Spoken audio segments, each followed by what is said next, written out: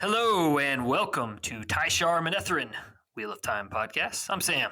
I'm Will. Here we are again discussing Eye of the World. Yes. We are on to chapter 24 today, whenever you're listening to this in your vehicle, or not in your vehicle, I suppose, if you're home for COVID reasons. Walking your dog. Yeah, get your commute in, your commute time in however you see fit. Maybe you're treadmilling. Oh, yeah. In which case, hey, good. You do it. I helped a buddy set up a treadmill the other day. It was a 300-pound monster. Oh, goodness. Oh, man. I was real worried about picking that thing up, but there were three of us. We distributed the weight evenly. We're already off topic. Oh, yeah. That's where we live now. This doesn't bode well. We're going to try to actually do shorter episodes for our sake as much as anybody's, because that is going to help us spend a little less time recording. I know you guys that love our show are like, oh, but we like the long episodes. Well, it's a little easier on us if we can. True. If we can, both for recording and for editing, if Knock we can out do a few at once. Yep. Yeah. On to chapter 24. Will is going to take the lead on this one. All right, sounds good. Chapter 24 is called The Flight Down the Arenal. Rand's dreaming again, and not a good one, with Baal-Zaman as usual.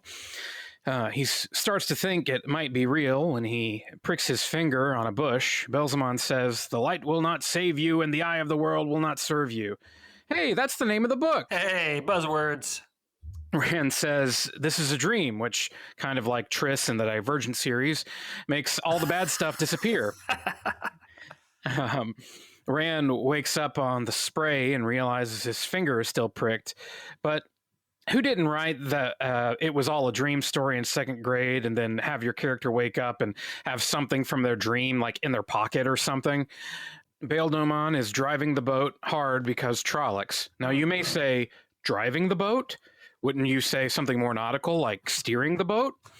Well, I based this part on Sam's notes, and he said driving the boat. And you know what? I like the sound of it. So if you don't, you can blame it on Sam. Anyway, Tom entertains the crew. Did I do notes on this? You did notes on this chapter. This one chapter, because originally you were supposed to I started with your notes. I didn't realize I did that. Yeah. No, I mean, like, I changed a lot of them, but I was, as I was reading them, I was like, you know what? I'll just start with these. Yeah, sure. Anyway, Tom entertains the crew, teaches Matt and Rand to juggle, tumble, and tell stories. This is going to be important later, and also is the exact type of thing that could be cut out.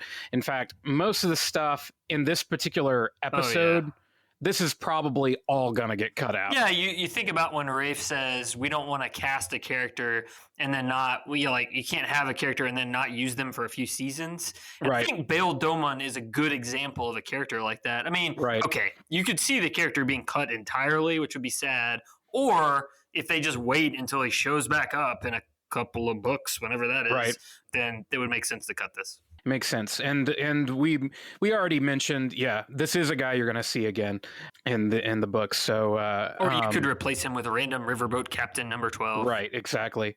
Yeah, I think most of what we're talking about this in this episode is either going to be cut out entirely or compressed. And there's even some things that we're going to talk about that could end up being in the next season. Caitlin, for example. So Rand sees a tower of polished metal, and he and Matt are talking about it when Domon's like, "That ain't nothing." And he explains about this thing he saw on an island called Tremalking that was like a giant hand holding a crystal sphere that stands 50 feet tall. And oh my gosh, I've read this part multiple times, and I can't believe that this is the first mention of the Chodon Call. And that's not a spoiler, because... You don't know what I'm talking about anyway. It sounds like the name of a cow. And I don't know. So if you haven't read this before, you'll probably forget it like I did anyway. I had so many moments in this book where I'm like, oh, this character's in this. Oh, this is mentioned in this book. What? Yeah. Exactly. Yeah. Rand notices that Matt has a dagger with a ruby hilt and is like, hey... Where'd you get it? Did you get that in that cursed city where we weren't supposed to touch anything? No. And Matt's like, maybe? That's my own kind of interpretation on the dialogue. On to chapter 25, the traveling people. So in this chapter, Bella and her entourage right? namely Perrin and Egwene. See, now you're making me think Twilight. So Yeah, that's true. I'm talking about the Shaggy Mayor. I've known people who named their children Bella, and I choose to believe it was named after the horse from Wheel of Time. Yeah, there you go. Hey, the way to put a positive spin on things. In addition to Perrin, Egwene, Elias, we also have Hopper and Daniel and a few other wolves who also have names that don't really matter. No one cares. That are headed towards Camelin. Perrin is having more totally normal dreams. Oh, yeah. They now include a wolf who is watching over him. Right? After it couldn't get any worse. Right. After a few days of traveling, Bella makes it to a caravan of Tuathawan, a.k.a. the Traveling People, a.k.a. the Tinkers. They're kind of like the old school concept of gypsies. Oh, yeah. And no offense to the Romani people for the use of the word gypsies. Even so, the Tinkers are pretty cool. They travel in a caravan of colorful wagons and wear colorful clothes. The main thing you need to know about the Tinkers is that they are pacifists. They don't even act in self-defense if attacked. That just reminds me. I remember one time I was at Red Lobster with my great aunt. And some folks walked in, and she like kind of huddled us up. She's like, "Those are gypsies." And it was the strangest, That's a really. Those just look like normal. They just look like people. Like, how do you what? Yeah, that's like that. I mean, I know in like Eastern Europe that kind of still exists, but. Right. Apparently, it's a thing here. I mean, it's a prejudice, a sort of racism, or I guess racism that I had never encountered before, and I don't know if I've encountered since in the United States. But I mean, like, she was convicted about it, and I don't know. It was a very strange situation. Yeah, well, there are some similarities between the Tinkers and the Romani people that are usually known as gypsies. Yeah. That is, they're typically thought of as not having a home. Right. Kind of wherever they go, they're kind of not their home place. They're travelers. So that's true of the Tuathawan. So we meet Rayen, Isla, and her son Aram. Or Aram, who have all been cast, so we will see them in the first season. So there's dancing and hanging out and conversations, and at the end, Perrin dreams of wolves. Okay, chapter 26. Whitebridge. The Spray docks at a town called Whitebridge, which is named for, it's a bridge, and it's white, so go figure. Reminds me of Mount Pleasant, which is neither a mount nor is it pleasant, so it's kind of like the opposite. Mesa Verde, Yeah. So Rand, Matt, and Tom go to an inn and ask the innkeeper if he's seen any of the rest of their party, but the innkeeper is like all uncomfortable and tells them to leave. Later, they learn that both Fane and a Murdral have already been there looking for all of them. Fane and a Murdral sounds like a sitcom. He's a fastidious conservative. He's a wandering liberal. Yes, that was a Family Guy joke that I just quoted. Yeah. Exactly. Tom wants the boys to forget Moraine and go with Domon towards Ilion, and they're like, "What do you have against Moraine?" And he explains that his nephew, Owen, got into trouble with Aes Sedai, which the boys guess probably means Owen could channel, but Tom doesn't actually confirm that here. So they decide to go ahead and leave town when they run into a Fade, probably the Murdral that was looking for them. Tom does the thing that so many characters have done and tells the boys to run. Run, I'll take care of this. Yes, I'll handle this. And he sort of tackles him. Right. And the boys run and hear Tom screaming in pain. Matt thinks Tom is dead, and Rand's like, I mean, maybe? I don't think he is, though. I don't know. Yeah. So, chapter 27, Shelter from the Storm. Bella and Perrin and Egwene are traveling with the Tinkers for a few days, but despite being called the Traveling People, they don't travel too fast, and Perrin is getting impatient. He's also starting to hear the thoughts of the wolves, and he finds that troublesome. The nights with... Right. I mean, wouldn't you? The nights with the Tinkers are full of fun and dancing, and okay, I'll admit these chapters are not all that exciting. Nope. Although apparently it's interesting that these chapters will not be cut from the show. Mm-hmm. Yeah, we've already got that's confirmation of that. Strangely enough. Yeah, that's funny. So I have to take back what I said earlier. We know some of this is going to be in the show. Yeah, I was thinking the same thing until I remember seeing that still or that I don't know photo. Yeah. Whatever it was. Yeah. We've gotten confirmation several ways. In addition to the casting, we've also seen photos of the Tinker Wagon. So it's pretty safe to say we're getting some form of this. Anyway, a chapter is going a little slow when the dream sequence is the most interesting thing that happens. In the dream, Baelswan shows up again and kills the wolf that was watching over Perrin. Then Elias wakes him up and says, "Hey, it's time to go." Bella and Perrin and Egwene part ways with Elias and the wolves and the Tinkers. The wolves are all still trying to tell Perrin about stuff, but he's like, "Shut up, shut up. I don't want to hear it." Hey, will you throw this ball? Hey, yeah. Hey, Perrin, hey. That's all they're doing at this point. I caught a really good rabbit the other day. This tree was really cool, and I ran around it. I'm just sure it's just... Absolutely. Chapter 28, Footprints in the Air. Moraine, Lan, and Nynaeve go to Whitebridge, which is named for the big... Hey, wait a minute. Seems like we just did this. So, yes, they see that there have been shadow spawn there, but the local people say there haven't been any shadow spawn here. And Lan uses a super water sense, and he's like, yeah, there's totally been shadow spawn. Footprints in the air. Yes. Ooh, good one. Moraine says that only one of the boys still has the silver tracking coin, so she's going to follow that one. That whole thing is slightly confusing. Yes, we don't... That particular power doesn't seem to crop back up very often. I mean, I don't know. It stands to reason that there could be multiple ter'angreal. Yeah, sure. That took the shape of coins. It's that little Apple tracker thingy, or RFID, that they're making now. Yeah. There's an app for that. It's an Apple Watch, so you can do Find My Friends and figure out where they are. When the Apple Watch first came out and it had that heartbeat thing, I immediately went to the Ewoks movie, where the family all have... You immediately went to the Ewoks movie. Yeah, I did. I went there. Continue, please. The family had... And you know what? The Ewoks movie is not the worst Star Wars movie. I can say that because there is a second Ewoks movie. Oh, wow. Did not know that. Yes. Actually, okay. Probably the first Ewoks movie isn't as good as the second Ewoks movie. Okay. Yeah. I haven't seen either of them, so well, the second Ewoks movie has Wilford Brimley and the Ewoks battling basically what look like predators.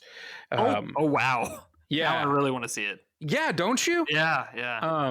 Okay. So in the first one, the family that it focuses on all have these little bracelets that tell whether all the other members of the family are alive. So when the children get separated from their family, they can see this little thing on their bracelet saying, "Oh, but our parents are still alive." And so they can all feel safe. And so when the Apple Watch came out and it had the little heartbeat thing, I was like, dude, it's like the bracelets in the Ewok movie.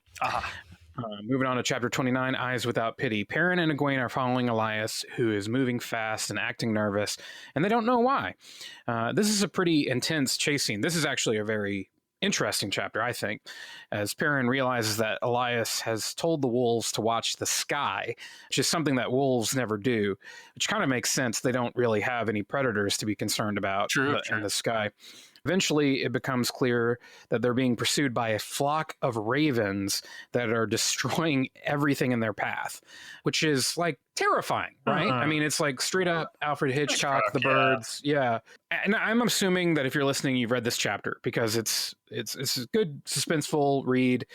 And at one point later, Perrin considers like whether or not he might needed to have killed Egwene to spare her from being torn apart by the birds. Fortunately, he didn't have to make that decision. Yeah. Just when they think they can't run any further, they reach what Elias explains is an abandoned steading. And a steading is an area in the wilderness that Ogier, some creatures we haven't met just yet, that's not ogres, but Ogiers, and Ogier have nothing really in common with ogres other than sounding somewhat similar. Like an onion. Yeah. Cake! Not a parfait. Everybody likes cake. Typically, ogiers occupy these steadings, and they're safe from channeling and shadow spawn. Steadings are surrounded by an invisible barrier, basically, that allows passage by ogier and humans, but channelers can't reach the one power once they're inside of it, and shadow spawn can't enter. So Egwene senses immediately that something has changed when she walks in, like she can't quite put her finger on it. Right. But Perrin only feels a slight chill as they enter the steading. So the ravens, of course, stop following them, and they're all safe for now. So I wanted to explain just a little bit more about steadings, because you get a little bit of it here. And I actually looked up the passage on Tarvalin.net and was surprised to find that even in the extended lore, there isn't any explanation for how or why steadings occur, which I guess makes sense, because otherwise it's a bit of a black box situation. Like, if the black box always survives the crash, why not make the whole plane out of the black box? Mm-hmm. Yeah. Like, if the steading can keep shadow spawn out, why not build the whole world out all of that steadings? Whatever goodness is in there, let's bottle that up and sell it. Right. I mean, you wouldn't even have to put the whole world out of steadings. If you put steadings all along the border of the Blight, then in theory, shadow spawn. Just line the Blight with steadings. Yeah. I'm just saying. I know you can't channel in them, but not getting ripped apart by evil ravens is a pretty good trade-off, if you ask me. Something else important here happens in this chapter, and that is they see a statue in the steading of Arthur Hawkwing, who is the greatest king the Westlands has ever seen. The Westlands is the official name, although you never hear it called that in the books. It's the official name of the most of the setting of these books. They do depart a little bit from them at some point, but it's everything between the Aiel Waste and the Aerith Ocean. Mm-hmm. To the Blight and south to, I don't know, Tyr, Ilion. Yeah. The ocean. Right. And Arthur Hawkwing is King Arthur mixed with Stephen Hawking. Oh, yeah. This is where Elias kind of tells his story, and I'll say this was one of those spots that first time through I was like, I like lore, but this is feeling like it's slowing things down a little bit. But there is a payoff for knowing the history of the Westlands as the series goes on. You get more and more satisfaction from kind of understanding it.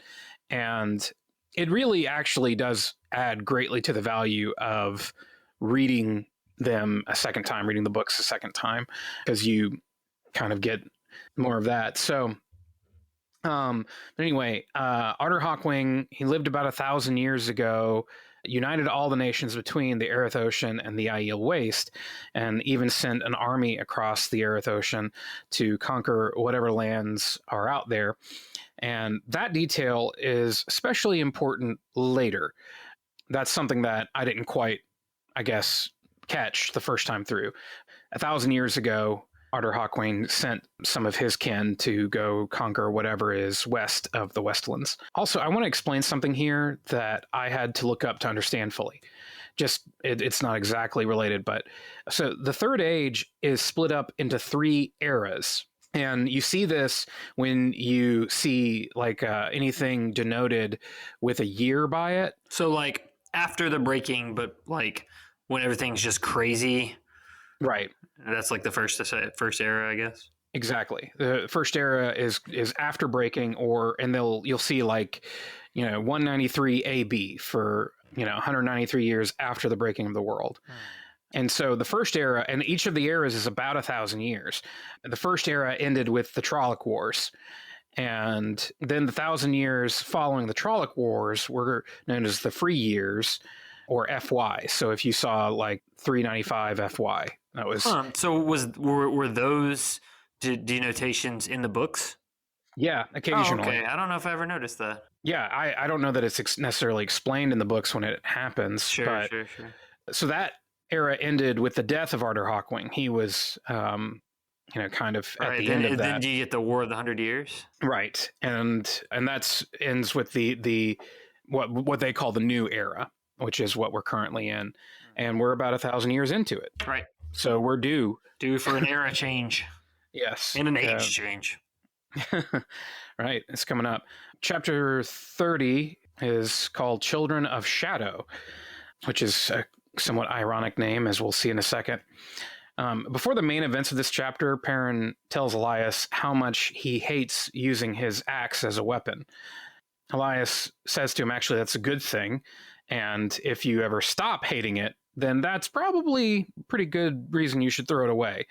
It's also in this chapter that Perrin starts to accept that he is hearing from the wolves. Not just crazy. Yeah. The wolves are talking to me. The wolves warn Perrin and Elias that there's some men on horses coming their way. So they get to running again, and Elias goes his separate ways, and he says, I'll catch up with you later. Like, okay. When, dude? Yeah. I'm thinking about that. Right. Yeah. I mean, he's not wrong. That's true. Egwene and Perrin hide, but are soon found out by their pursuers. And it's the Children of the Light, hence the name of this chapter. So if you haven't figured out yet, the Children of the Light are not so light. Not very light. I've said it before that I kind of feel like the Children of the Light are the commentary on the very worst of the institutional church. Oh, yeah. Legalistic type people. And in reality, the title is trying to make it clear to you that these aren't good guys. As Egwene and Perrin are caught, one of the wolves, Hopper, leaps out and attacks one of the White Cloaks, who kills Hopper. No, Hopper will never see you again. Yeah, this enrages Perrin, and he's like, ah! And jumps out and attacks everybody, but is quickly knocked unconscious. But not before apparently killing at least 2 White Cloaks. So when Perrin comes to, he's faced with Jeffrey Bornhald, the Lord Captain Commander of the Children of the Light, who is getting a report on what happened, according to Child Bayar, who is such a jerk. Even the other White Cloaks don't seem to like him. That's a compliment. Right. Yeah, like Jeffrey Bornhald is even like, dude, just shut, Can you chill out, man? Right. Just take it down a notch. Stop being such a child of the light. Yeah. Bayer lies and says that there were way more men and wolves that attacked them to make him sound like less of a ninny-twitted Applejohn. Jeffrem's like, yeah, sure, whatever. Whatever, dude.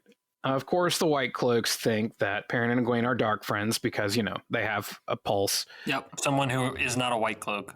Right. That's pretty much a major theme. White Cloaks are like, well, if you're around, yeah, you're a dark friend. Let's just... Yeah. They're really... You don't have to have done really much of anything for them to have decided that you're a dark friend. And so they decide to take them to the Fortress of the Light, which is in Amador, by the way, which is kind of a ways away from here, where Perrin will be judged for killing 2 Children of the Light. That's the end of chapter 31. Play for your supper. Rand and Mat are traveling from Whitebridge. Some other things happen, but they're taken in for a night by a farmer and his family, the Grinwells, their daughter Els, not Elsie as it looks like it's spelled, but it's apparently still Elsie to me. I don't know. Yeah, Els. She'll show up later. Els is awful. Yeah. That's the only reason why I mentioned them is because Els shows up later at one point. Kind of. In exchange for lodging, Rand plays Tom's flute and Mat juggles, and Master Grinwell tells them that they could do this in inns in exchange for room and board. So that's what they do for like 3 chapters. And as they travel from village to village on their way to Camelin, they're stopping at different inns until they get to the town of 4 Kings, which gets its own chapter. And chapter 32 is that chapter, 4 Kings in Shadow. 4 Kings is a rougher town than they've been in. They have trouble finding an inn to play, and the one they stop in has a skinny innkeeper who seems super shady. Also, there's a guy there who's just clearly a dark friend. Like, it's like twirling a mustache and everything. Right, yeah. When they're sleeping in the room later, the dark friend shows up and threatens them when lightning strikes their room, opening a hole in the wall that allows them to escape.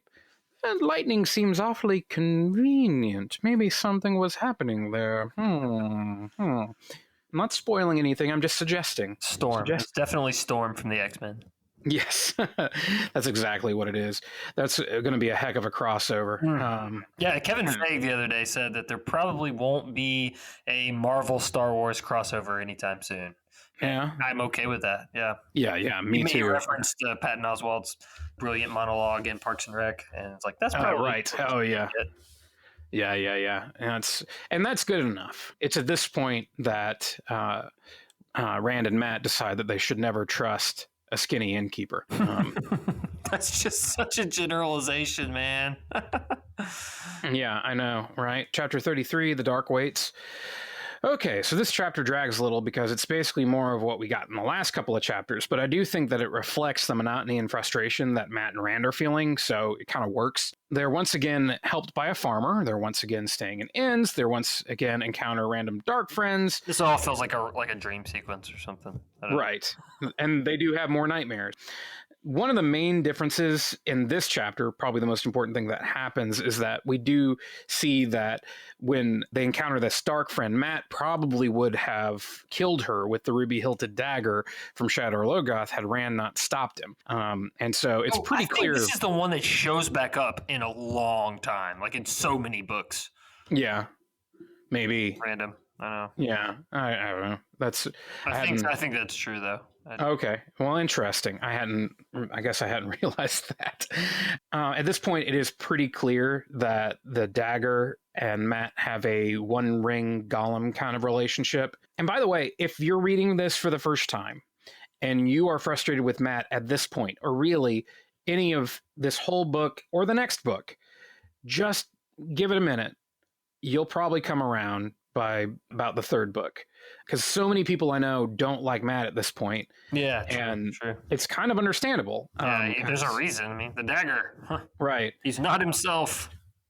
Yeah, you got to give him some time. We actually don't get a Matt perspective until book 3. Oh, wow. Interesting. Yeah. I think I would have sworn there would have been one in book 2, but I guess not. Yep. Chapter 34, The Last Village, as the title indicates. Matt and Rand visit the last village on their tedious tour of hostile townships. Dark Friends Central. How do you like that? Tedious tour of hostile townships. I spent a long time looking up if there was a T word for like shady, but there isn't. Don't you hate that? Oh, man. Unless you guys know of one. You tell me. Rand and Matt are given a ride in Camelin by a guy named Bunt. I don't know if he invented a cake or anyway. Baseball. The guy driving the carriage, he tells them about the royal family in Camelin. If you're reading for the first time, Camelin is the capital city of Andor, which is the largest country in the Westlands. The Two Rivers is the westernmost part of Andor. It's been so many generations since any nobility have even visited the region that Rand and Matt aren't even really aware that they're subjects. It kind of makes you wonder why. I mean, it's not that far. I mean, it's pretty far, but you know what? It doesn't make sense. It actually comes up at some point that where Morgaze, it's a Morgaze perspective, and she explains that there's just so many resources, and that there was just kind of an intentional choice, let that slide. A few queens ago to be like, they're just farmers, so they're sending their tobacco around and their wool, right? And that's what we care about, the good tobacco. And that stout Two Rivers wool. Bunt explains that Queen Morgaze has a Aes Sedai advisor named Elida, and a daughter named Elaine, who is the heir to the throne, and a son named Gawain. He also mentions Tigraine Mantir, Luke Mantir, and Terengel Damandred. Wow. Those are names we will hear again. Yeah, so the royal family tree is a little complicated by the fact that Tigraine was kind of the rightful queen, and her brother Luke was supposed to be the first Prince of the Sword. That's the role held by the eldest son of the queen, because they always have queens, they don't have kings. And while his sister rules as queen, he's kind of like the general, captain, whatever. But Luke went into the Blight and is disappeared, and everybody thinks he's dead. And reader, remember Lord Luke. Just remember the name. Just remember his convoluted story that you'll hear about later. Yeah. Tigraine married Tarangel Damandred, a noble from Cairhien, who, by the way, is Moraine's uncle. That's not really important. It's just kind of an interesting tidbit. Tigraine, that is, had one son named Galad, so she didn't produce an heir. And then she disappeared. Now, remember Tigraine, reader. Just remember her. That's all I'm saying. Yeah, she's gonna come up again. Yep. And actually, the next time she comes up, I'm going to repeat her name several times to help you remember, because I totally missed Tigraine in all of these and missed her importance entirely. So I'm just telling you, it's real easy to do. Yeah. Yeah. So because Tigraine disappeared, Morghese became queen in Tigraine's absence, and she married Tarangale because, like I said, Andor only ever has queens. Tarangale couldn't have been king. So for the sake of continuity, I think more than anything, she married Tarangale. Kind of took Galad on as her stepson. Then she had Gawain and Elaine. Morghese wants Gawain and Elaine to kind of treat Galad like their brother, but Elaine especially doesn't really like him. And yeah, importantly, Galad is Elaine and Gawain's half-brother, but Gawain and Elaine are not related at all to Tigraine. Tigraine. Yes. That's important. Somewhat. Stupidly important later. Yeah. Like I said, I'm going to reiterate all this stuff later. It's like I said, it's just stuff you can easily miss. And it's helpful to have a little bit of a grasp on it for later on, so you don't kind of get lost when it comes back up. So chapter ends with Rand having another nightmare and awakening to find that they've arrived in Caemlyn. Chapter 35 is called Caemlyn, and Bunt delivers the boys to Caemlyn and advises Rand to get rid of that heron mark blade, as it will bring trouble. Mm-hmm. A Chinese fortune teller or fortune I got at a restaurant once that said the sheep will bring trouble. Well, did you have trouble with your sheep? I always have trouble with my sheep. Okay, well, yeah, that stands to reason. So Rand doesn't get rid of it, but instead he does get a cloth to wrap around the heron so it won't show. Smart. They head to the inn called the Queen's Blessing, since that's where Tom advised them to go. I neglected to mention that earlier when we were talking about that, but he just mentioned, if you make your way to Caemlyn, go to an inn called the Queen's Blessing. They're thinking if Tom is still alive, maybe he'll meet them there or something. They meet the innkeeper, Basil Gill, and they show him Tom's flute and explain what happened. And Gill is basically like, dude, there's no way Tom is dead. My homeboy's a cat, and he's still got at least 4 more lives. Gill then explains that before Tom was a gleeman, he was actually court bard to Queen Morghese and had even been her lover. But when some kind of trouble with Tom's nephew, maybe the kind he referred to earlier, that cropped up, Tom disappeared, presumably to go help with said trouble. And that made Morghese angry. And the next time he returned to town, Morghese had the captain of the guard, Gareth Bryn, run him out of town under threat of execution. We're going to get more details on that later. I feel like I just want to say that's not all there is to that story. So that's the end of that chapter and the end of this episode. And I do have a few spoiler type things I want to talk about. If you've not finished Eye of the World, or really if you've not finished the entire Wheel of Time series, which admittedly is quite a task. When we talk spoilers, all spoilers are on the table. So probably best, if you've not finished the book series, to tune in next week where we will continue discussing Eye of the World. All right. Okay. So in regards to steadings, you were talking about the Shemeshta starting because there's the scene in the Aiel Waste, or rather the flashback scene. In Rodion, where he's dancing and he's like planting trees or something. And there's something the Aiel are singing. And I can't remember right off if it says it's going to be the site of a steading or if it says... I read on the wiki that the steadings existed before the breaking, but that the Aiel, or the Ogier were not tied to them like they were after the breaking. So it's not real clear as to when they were created. I guess it's more of a, like you were saying before, just left as a untold thing. Well, I was trying to remember, and I guess we'd have to go look it up, but whether the Green Man was, because it says it was going to be a future site of, and I couldn't remember if it was going to be an Ogier Grove or a steading. Yeah, it's true. I'm not sure. That's a good question. Yeah, I guess the question is whether or not, so it could be, both things could be true, that steadings could have existed during the Age of Legends and the Green Man was able to make them. Right. So I'm not sure. Yeah. Yeah, but TBD, really, that one. Yeah, really the thing I wonder is, given that the first age is supposed to be our current age, I was kind of wondering, what if the steading is something left over from the first age in that you can't channel in it, and that would explain why channeling doesn't exist in our age, and that the whole world is encompassed with the effects of the steading. I like that. I still think it's a heck of a leap to think that the first age was us, just because there's no concrete roads anywhere, whatever. I guess it could have been destroyed in another breaking. Right. But no, I do like that idea. That's the reason none of us can channel. It's because we're in a steading. Right. That's just a thought I had. Also, so I had forgotten that we got any details about Tigraine and Erangel this early. And I had 100% forgotten that too. I had not at all remembered that Luke was mentioned. Yeah. It's weird. And never would have made the connection to the guy we met in like 3 or 4 more books when he shows up. So strange. Also, regarding the thing with the children of light judging parent, I really wanted to say, that will happen. Oh, yeah. But in 11 more books. There's a lot of books in between. Same with Elias saying, hey, I'll catch up with you later. And it's like, yeah, dude, in like 8 or 9 more books. And books that could be stacked as tall as my child.